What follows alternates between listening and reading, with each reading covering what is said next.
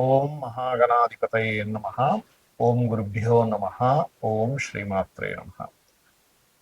అరుణాం కరుణాతరంగితాక్షీం ధృతపాశాంకుశపుష్పబాణచాపాం అనిమాదిభిరావృతాం మయూకైః అహమిత్యేవ విభావయే భవానీ. శ్రీమాత్రే నమః.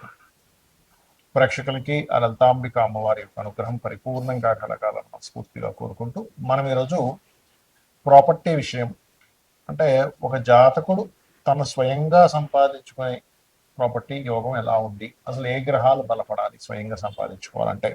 ఇక రెండవది ఏంటంటే తండ్రి ద్వారా వస్తుంది ఒక్కోసారి, అంటే తండ్రి యొక్క ఆస్తి జీవుడికి వస్తే మంచిదా, అసలు తీసుకుంటే మంచిదా కాదా, అసలు వస్తుందా లేదా అనేటువంటిది.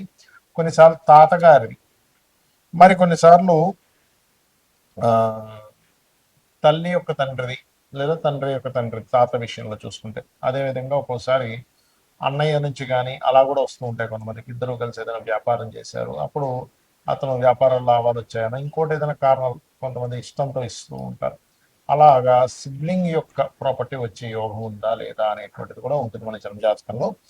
అదేవిధంగా పిల్లనిచ్చినటువంటి మామయ్యది, లేదా ఒక్కొక్కసారి ఆ, అమ్మాయికే మామయ్య ఆస్తి వచ్చే ఛాన్సెస్ ఉంటాయి.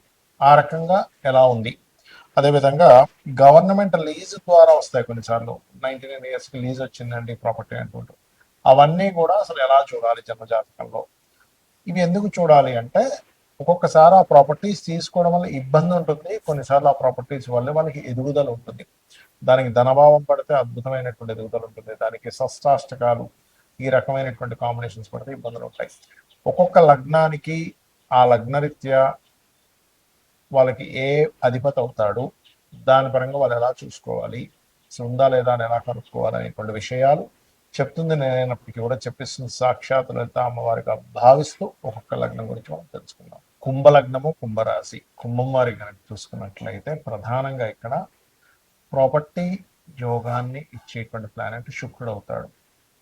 సో సర్వసాధారణంగా శుక్రుడు అయినప్పుడు తండ్రి యొక్క ప్రాపర్టీ ఇన్బిల్ట్గా ఉంటుంది. తండ్రి లేకపోతే తండ్రి యొక్క తండ్రి వల్ల వచ్చిన ప్రాపర్టీ, అంటే మీకు కేవలం అంటే తాతగారి వల్ల వచ్చేటువంటి ప్రాపర్టీ ఇన్బిల్ట్గా కొంత యోగం ఉంటుంది. శుక్రుడు బాగుండాలి. కాకపోతే స్వయంగా సంపాదించుకోవాలంటే కొంచెం శుక్రుల యొక్క సంబంధం వచ్చింది కుంభలగ్నం వారికి, లేదా 3rd and 4th ఫోలియోస్ కలిసాయి, 3-4 పోర్ట్ఫోలియోస్, ఖచ్చితంగా స్వయంగా సంపాదిస్తారు అందులో ఎటువంటి సందేహం లేదు. అయితే ఇక్కడ 4వ-3కు సంబంధం వచ్చినా కూడా స్వయంగా సంపాదిస్తారు.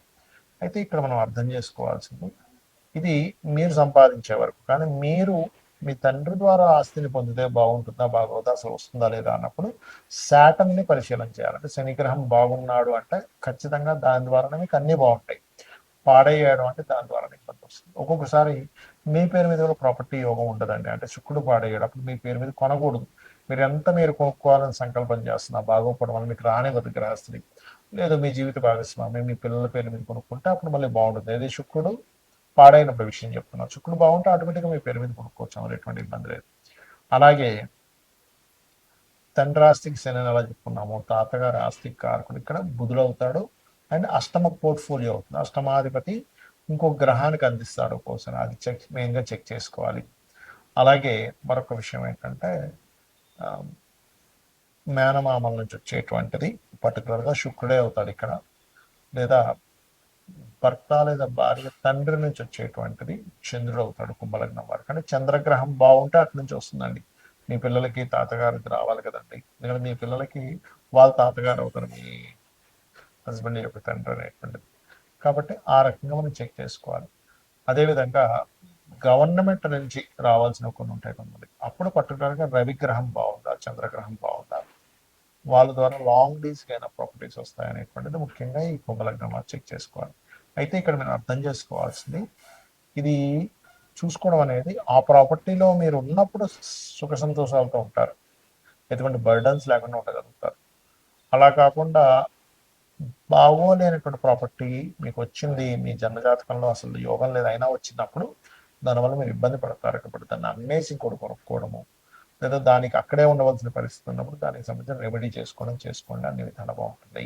ఈ ప్రాపర్టీ విషయంలో సొంతంగా కొనుక్కోవడం ఒక ఎత్తు, మీ బంధువర్గం నుంచి రావడం అంటే తాత తండ్రి మామయ్య అన్నదమ్ములు గవర్నమెంట్ రావడం ఒక ఎత్తు. అయితే ఎప్పుడు కొనుక్కోవాలి? ఇది చాలా ముఖ్యమైనటువంటి విషయం. ఎప్పుడైనా ఏదైనా ప్రాపర్టీ కొనుక్కోవాలన్నప్పుడు ఎప్పుడు కొనుక్కోవాలి అంటే, మీ జన్మ జాతకంలో సొంతంగా కొనుక్కునేటప్పుడు 4వ స్థానం గుర్తుపెట్టుకోండి.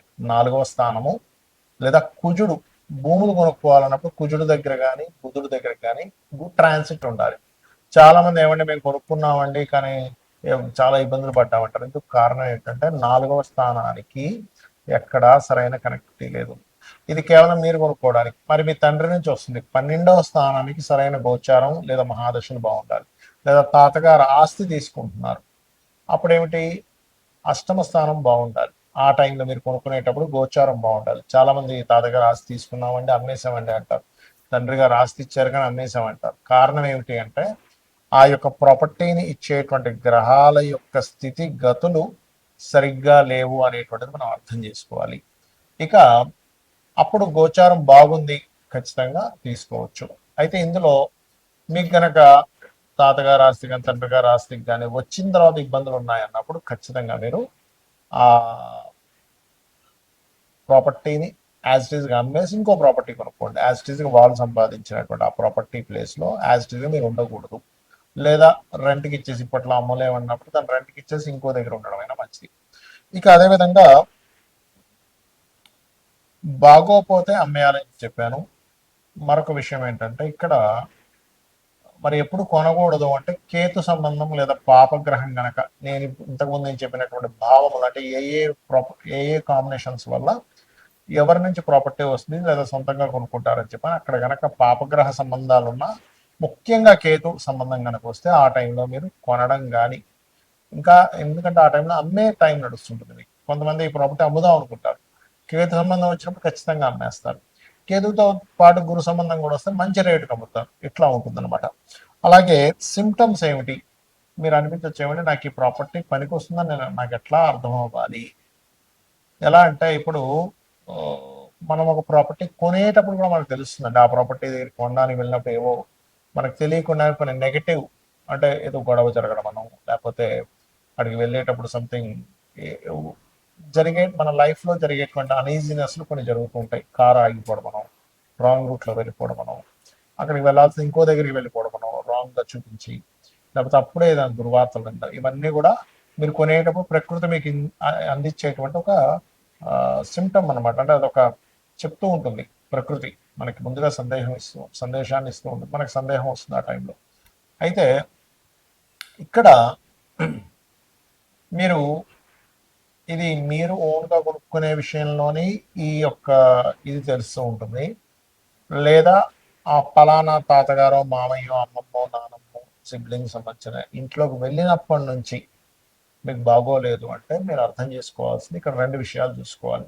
ఒకటి, మీకు మహాదశ అంతర్దశలు ఏమైనా ఇబ్బందినిచ్చేటువంటిది ఉందా, అది ముందుగా చెక్ చేసుకోవాలి మీరు. ఇక రెండవ విషయం ఏంటంటే, ఆ ఇంట్లో వాస్తు దోషం ఉండడం వల్ల వచ్చిందా. ఒక్కొక్కసారి మీకు అది కలిసి వచ్చే, మీకు తండ్రి వల్ల తాత వల్ల యోగం ఉన్నప్పటికీ వాస్తు దోషం వల్ల మీకు మహాదశ అంతర్దశల్లో బాగోపోవడం వల్ల వస్తుంది. అంతేగాని ప్రతిసారి తండ్రి ప్రాపర్టీ తాత ప్రాపర్టీ కలిసి రాకపోవడం ఉండదు.